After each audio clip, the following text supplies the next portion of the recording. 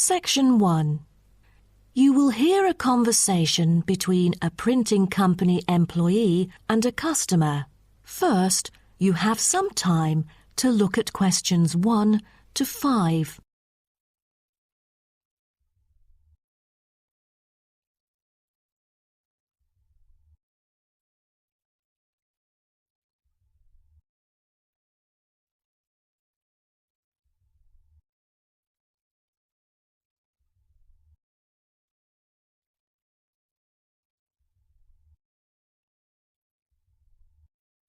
You will see that there is an example which has been done for you.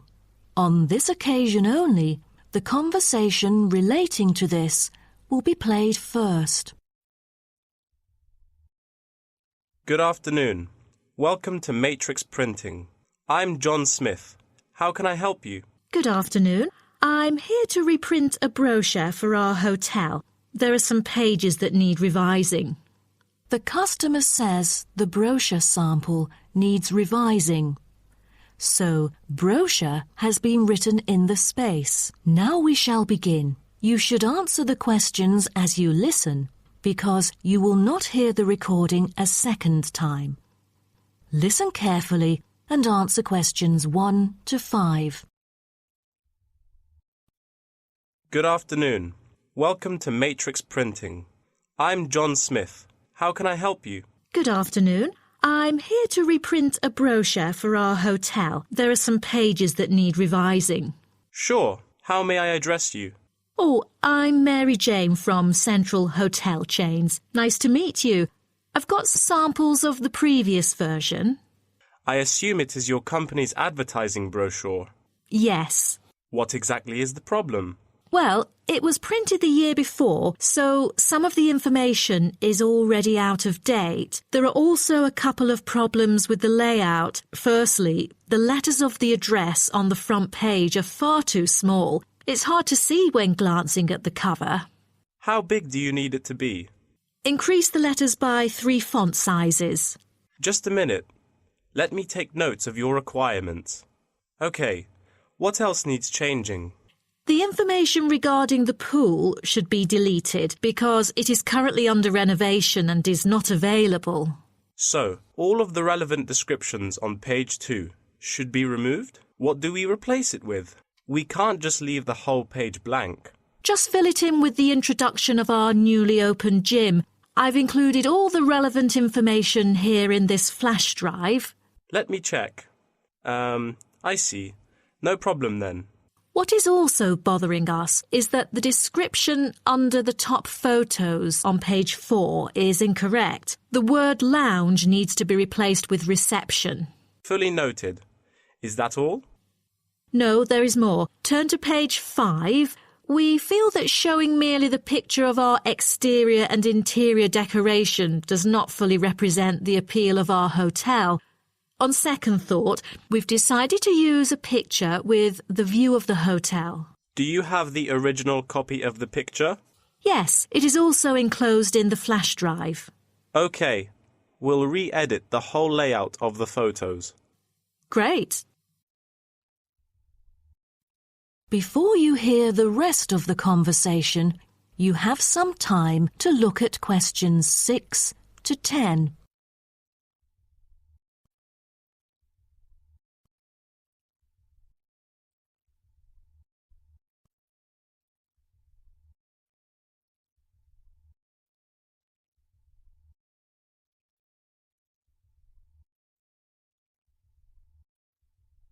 Now listen and answer questions 6 to 10. Let's turn to the next page. Yes. What's wrong with that? It seems perfectly fine to me. At first sight, it seems fine, but according to the feedback of the customers, the prices do not stand out. So, we want to change the print from black to red to make it pop out. Okay, I've made notes of all of your requests. Is there anything else? I appreciate it. Just one final request. Could you translate the whole brochure into Spanish? We have customers worldwide, you know, especially those from Latin countries. No problem. What about other languages, like Japanese, Chinese or German? These are our most popular target languages.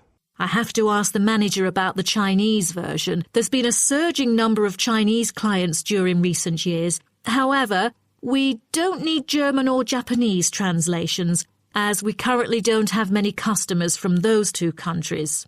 Sure, just keep me updated.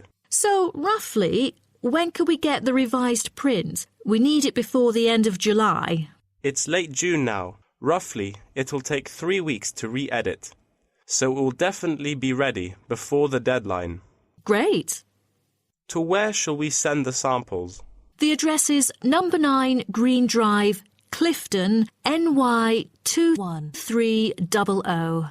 How do you spell Clifton? CLIFFTON, Clifton. And the telephone number? It's 9030366602. Also, if you have any further questions, you can reach me through this number. Okay. That is the end of section 1. You now have half a minute to check your answers.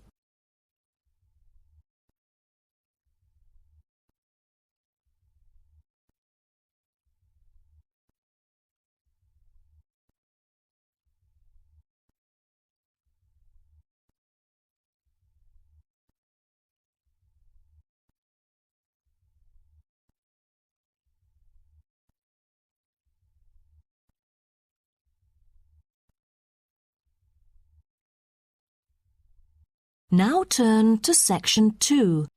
Section 2. You will hear an extract from an audio guide to the Taj Mahal. First, you have some time to look at questions 11 to 16.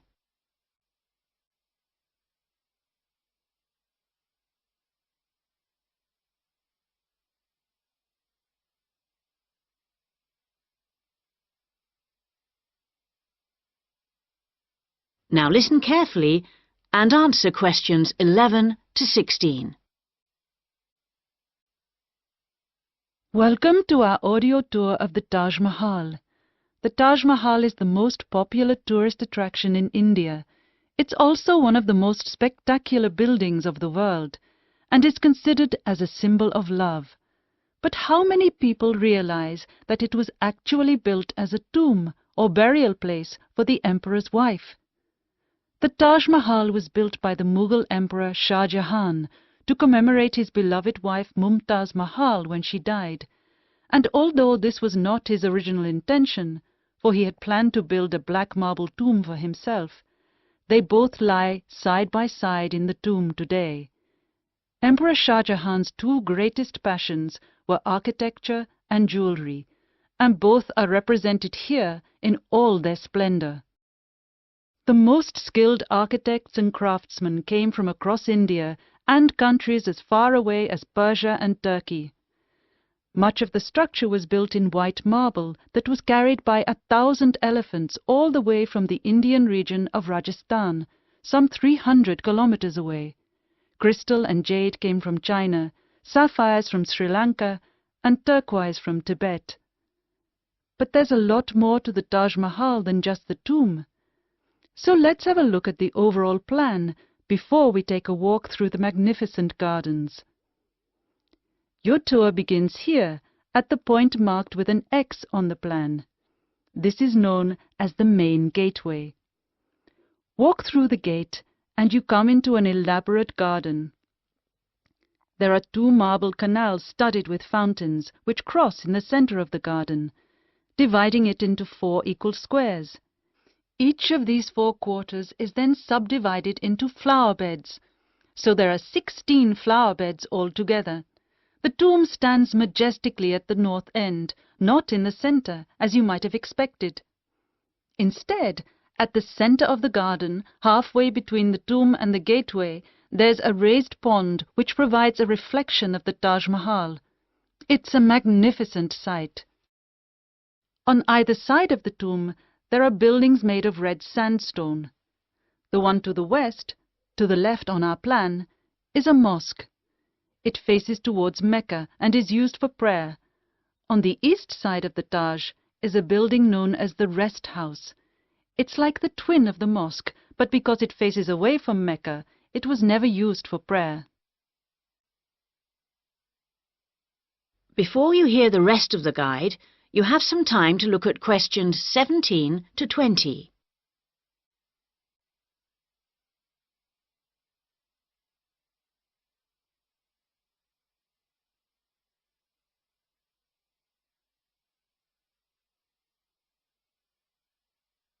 Now listen and answer questions 17 to 20. Many people have asked what the rest house was for. Was it a place for pilgrims to stay? Was it a meeting hall of some kind? Perhaps the most likely answer to this question is that its purpose is purely aesthetic, to act as a visual balance for the mosque and preserve the symmetry of the design of the whole complex. Let's have a look at some of the engineering features of the garden. For one thing, they require a constant supply of running water. When it was built, water was drawn from the river manually, using an elaborate rope and bucket system, pulled by a team of bullocks. The water was then brought through a broad water channel and held in a number of supply tanks. These tanks were at varying heights off the ground and were ingeniously designed to store the very large amounts of water required. Using an elaborate system of underground pipes, the water was then distributed from the supply tanks to each of the fountains. To ensure that the water pressure was the same throughout the garden, there was a copper pot under each fountain connected to the water supply. It was undoubtedly a brilliant system. That is the end of section 2. You now have half a minute to check your answers.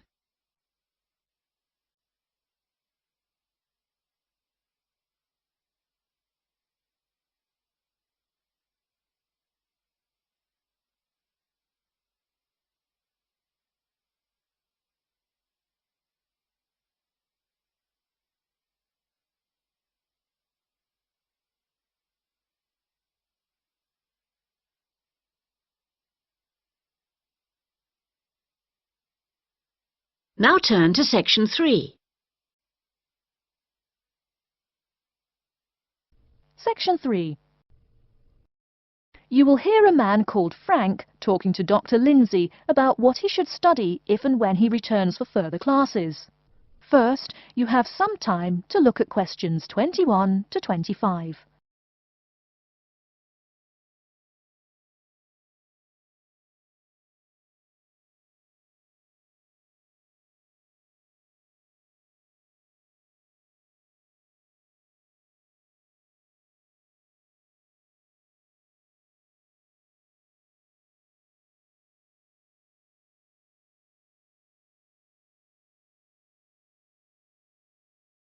Now listen carefully and answer questions 21 to 25. Hello, are you Dr. Lindsay, the returning student's advisor? Yes, that's right. Are you Frank? Your appointment wasn't until 2, but that's okay. Please come in and have a seat. Thanks. I like to arrive early whenever I have anything to do. That's certainly a praiseworthy habit. Let me see. It looks like you've taken a long break from school, and I understand you wanted to have a chat about what you should study if and when you return for further classes. It's such a big challenge. I don't know if I'm crazy for doing this or not. Believe it or not, I know exactly what you mean. Before I began working here at the university, I taught primary school for nearly 10 years. It takes a lot of courage to go back to school. I feel more shy and scared than the primary students I teach. In the schools I taught, I found today's youngsters are very sure of themselves. In terms of intelligence, I have a lot to teach them, and the maturity level of much of my class leaves something to be desired. But in terms of confidence, wow, a lot more confident than I am now, that's for sure. Stop fretting. A brave man is a coward who refuses to run. Let's talk about your strong points. You seem an intelligent man. What is it you would like to study? You see, I've been teaching children for a few years, but I think I'm happier teaching adults. I think teaching students in middle school is much more satisfying because they end up being much more grateful for your work. If I may ask, what got you interested in teaching adults? A lot of things, I guess. I met my future wife back in my first year of college. She always complains that I was more interesting then. She says that now I talk like I'm 7 years old. That's probably from being with children all day. Again, I know just what you mean. My husband used to say the same thing about me when I taught kindergarten. Anything else? Well, yes. Fairly often now I run into former students and we talk. Some of them are getting close to being grown up. I guess I think more and more about how people develop over time. So I'm interested in the results of education, the final stages. I see. Well, coming back to the university can be both difficult and very rewarding. There are some problems unique to returning students, older students like yourself. What do you think is your greatest weakness? Well, I actually think my confidence is getting better. I'm definitely overcoming my introversion and starting to be much more comfortable in front of a class. To tell you the truth, I'm afraid I'm rather behind the times about many things. It's more difficult for me to chase after the popular things youngsters are fond of, such as iPhone, Twitter, if you name it. I think I understand. Before you hear the rest of the talk, you have some time to look at questions 26 to 30.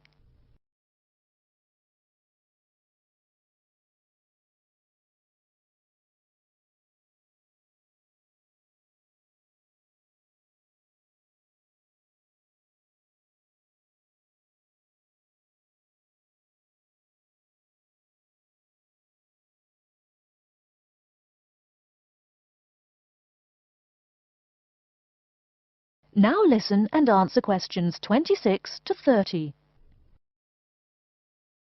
How old are you? 35? People at your age still go back to school for further education. I was a bit the same way. I mean, I didn't study at university till after I had a family, a husband and one child. My point of view was a lot different from your average 18-year-old girls, I can tell you. Gee, that sounds pretty rough. A family and college? Clearly you weren't unsuccessful, though. It was, Frank, it truly was. My first term at school was extremely stressful. But, excuse me, you're not here to listen to my life story. We're talking about your plans. Is there anything unique I should know about you or your past experience or plans? I'm afraid not. There is nothing interesting about my career or plans. It's really not too impressive. Now, I forbid you to talk like that. This is your one life, and if you're not interested, why bother living it? Don't be so humble, Frank. Okay. My wife says I'm a wimp. Let's talk about your dreams a bit. You want to teach adults, you said. What would you like to teach them? Well, when I first came to college, I really liked languages and literature. A lot of people have told me that for practical reasons, it would be more rewarding to choose business management as my major. But I made up my mind to study liberal arts once I got the idea of going back to school. I must say it's refreshing to meet someone who knows there's more to an education than computers and finance. Let's have a look at the university course catalogue. Excuse me, Dr. Lindsay, before we do that, could I maybe ask you some questions about changes in university life? I think I need to discuss that so I know what to expect. Of course, I'm here to help you. The biggest thing to get used to is the change in technology. Professors present things on huge screens, many of which are interactive computerized whiteboards. You can write on them still and use them like a touchscreen. They're really handy. No more sloppy scribbled notes on the projector. Let's see, I doubt you'll be living in student housing, so I won't go into all the improvements there. Another major change that you'll enjoy is the plethora of resources available for students. As a student, you have 24-hour access to the gym and library privileges that include the use of school computers to scan, copy and print. And of course the media library, which contains movies from all genres and most of the movies listed on AFI's top 100 movies of all time. The dining facilities are also not what they used to be. They offer choices for all diets, and you can expect a hot meal any time of day. Wow, things really have changed. I'll be sure to utilize all those great facilities in my time here. Thanks for all your help, Dr. Lindsay. I think that's all the questions I have for now. That is the end of section 3. You now have half a minute to check your answers.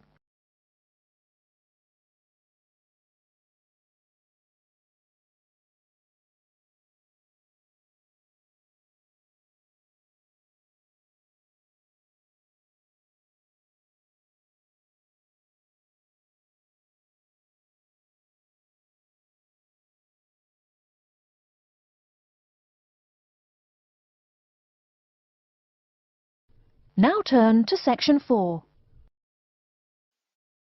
Section 4.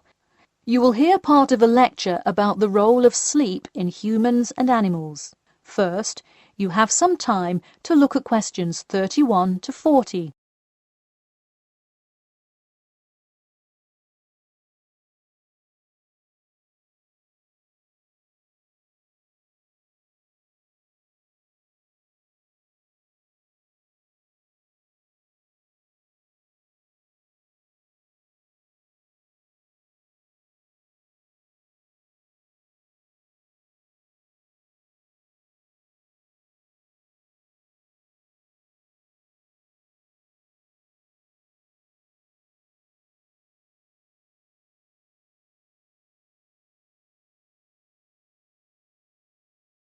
Now, listen carefully and answer questions 31 to 40. Good morning, everyone. In today's lecture, I'm going to talk about the role of sleep in humans and animals. Of all the biological processes in the animal kingdom, sleep is perhaps the most important. A human can survive for almost 2 weeks without eating, but did you know that 1 week without sleep can be fatal? It's even worse for animals, especially for those who must avoid predators. Without sleep, an animal is much less capable of avoiding an attack. This is the case for all animals, whether they are reptiles, mammals, or fish. Let us look now at how different animals sleep, reasons for their ways of rest, and the potential problems they might encounter. In marine life, sleep must be balanced with breathing. For example, the dolphin must float to the surface as it sleeps in order to breathe. Like other large sea mammals, they keep one eye open and one half of the brain awake at all times to maintain some amount of consciousness required to breathe and to watch out for possible threats. They sleep with only one brain hemisphere in slow wave sleep. Birds also have unusual sleeping patterns, mostly due to being constantly on edge in the presence of numerous predators. They usually sleep quite lightly. For example, Swainson's thrush, also called olive-backed thrush, is a medium-sized thrush that takes hundreds of naps during the day, each of which lasts just a few seconds. While migrating, migratory birds tend to function well on micronaps. Horses, on the other hand, do most of their sleeping standing up. Scientists think that horses developed their habit of sleeping upright as a defense mechanism, a way of protecting themselves against predators, and a standing position keeps a horse in a constant state of readiness to race away if danger should approach. Also, horses do occasionally take short naps lying down. Horses are heavy animals with big muscles, but their bones are surprisingly delicate, so lying in one position for a long time could well injure a horse. Just like humans, animals can also have sleeping problems. Dr. John Hendricks and Adrian Morrison from the School of Veterinary Medicine, University of Pennsylvania in Philadelphia, determined that certain diseases were primarily associated with the sleep states in animals. In their research, they emphasized that because so much in this area still remains unclear, animal models were very important for studies of sleep disorders. The physiology of sleep in animals is similar to that of humans.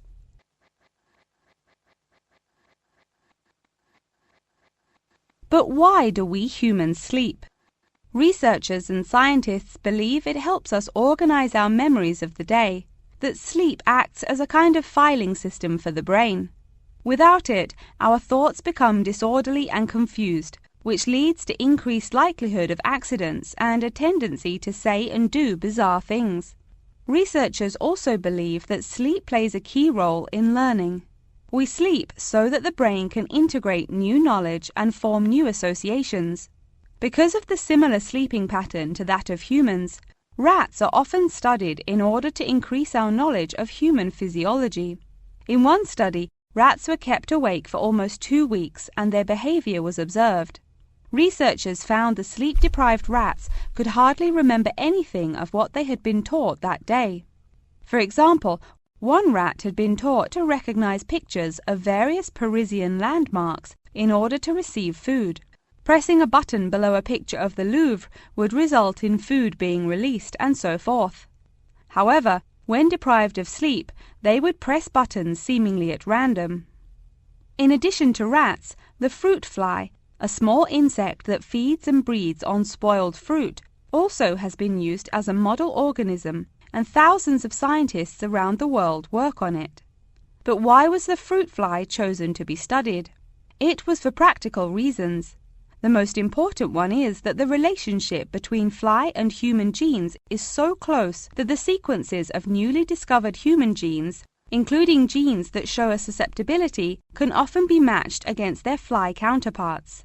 This provides an indication of the function of the human gene and could help in the development of effective drugs to help people with sleeping disorders. Therefore, many scientists today choose to study the genetic structure of the fruit fly, which could make a particularly important contribution to the understanding of developmental processes in humans.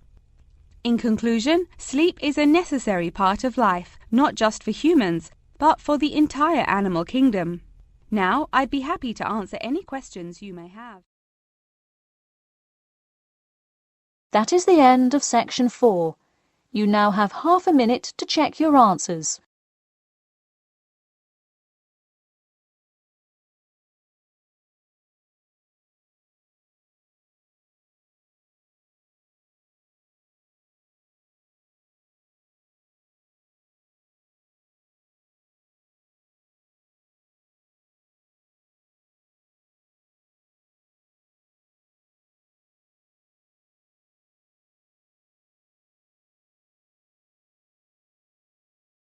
That is the end of the listening test.